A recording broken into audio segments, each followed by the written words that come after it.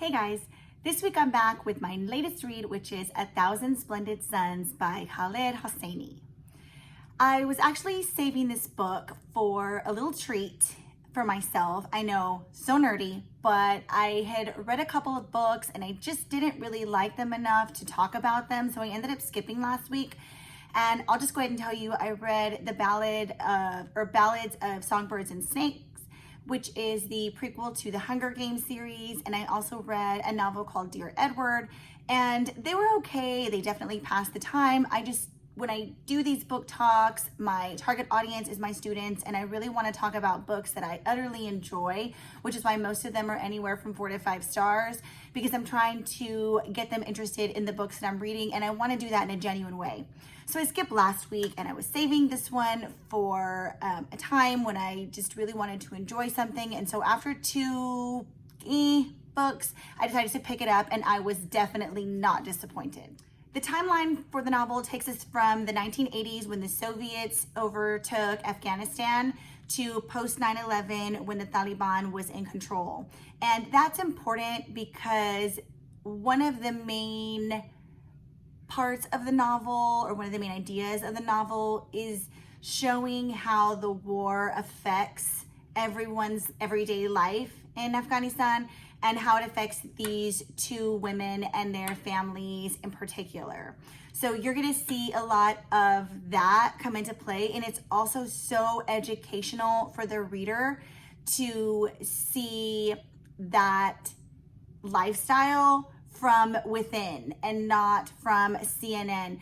I was in college when 9/11 happened, and all I knew was what I would see on the news. And so it was really educational for me to get this from a different perspective and to see what the citizens of those countries had to deal with during the different regimes of their time. So I'm going to give you a brief summary as best I can without giving away a whole lot of details, because I really want you to experience this novel as somebody that doesn't know much of what's going on. And so that's really hard to do with this book as far as a summary goes. But I'll tell you about our two protagonists. The first one's name is Mariama, and she is an illegitimate child of her father Jalil and his housemaid. He commits this sin, and it's obviously very shameful, but because he's a man, it's whatevs. So they live on their own, and he just comes to visit every now and then. He has 3 other wives and 10 other children. And when Mariam's mother commits suicide, she has to go live with them. So of course, because she is so shameful and just a reminder of his shameful past, they need her out and gone. So she's 15, and they marry her off to a 45-year-old shoemaker because he's financially stable, he can take care of her, and of course, that's all that's important, right? Sarcasm. So they send him off with him. He's widowed, and he's also lost a child. Again, don't want to give away details, but their marriage does become very abusive, and it's pretty loveless throughout the entire time. So 15 years later, enter our second protagonist, which is Layla. And Layla has a very different background. She's born of very well-off, educated parents who always put education first. It is a very progressive idea in Afghanistan, and for a very brief moment in time when women were allowed to be in school, or girls were allowed to be in school, this was something that was a very big priority for her family and for Layla. So going back to the idea about the war intersecting with everyone's lives, Layla's parents and her entire family are all affected and killed by the war. And she is found and taken in by Mariam and her husband Rashid, and he takes Layla on as a second wife.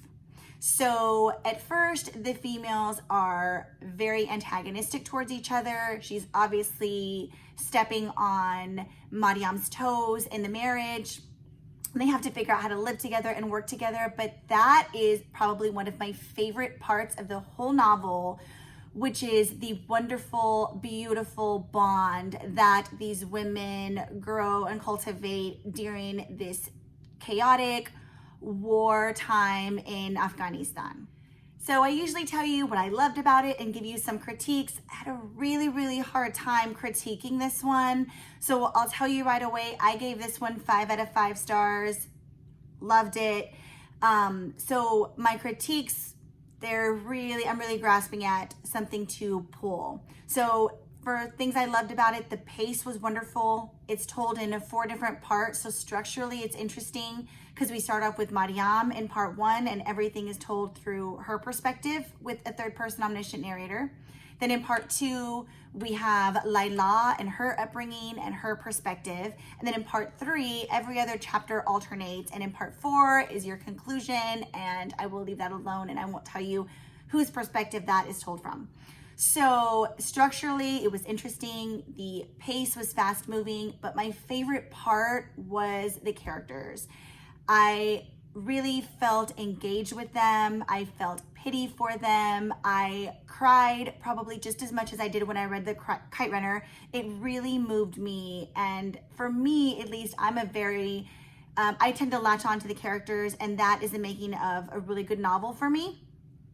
So that was one of the things that I really loved about this novel was the characters. This book was also very eye-opening. They do talk a lot about gender in the culture, much like they do in The Kite Runner, but here you get it from a female's perspective, and it is just brutally educational. When I wasn't reading it, I was thinking about reading it. A lot of the events and the characters just really stayed with me, and I think it's something that's going to stay with me probably forever. And so that was another thing that I really did find engaging about this novel. Finally, as far as triggers, this is a time of war, so you will see some wartime casualties, and sometimes it's just thrown out there without any warning, and it hits you hard. So some of it is a bit hard to read. Also, in terms of the abuse and how women were treated is sometimes hard to read as well. So if any of those things might trigger you, just a heads up on that. So that's all I have for you today. Again, this was a 5 out of 5 star read for me. I liked it just as much as The Kite Runner. If you asked me to pick which one I prefer, I don't even think that I could do that for you because they're just both great. You don't have to read one before the other, but I really feel like you should pick one of these up. It's just, they're so important and so educational, but so good at the same time. So I will come back next week with something that I'm reading. Hopefully I am reading Brave New World right now. Not sure if I'm going to want to talk about that. So I will come back soon with my next title that really grabs me. And until then, I hope you're reading something great, and I will see you next time. Bye.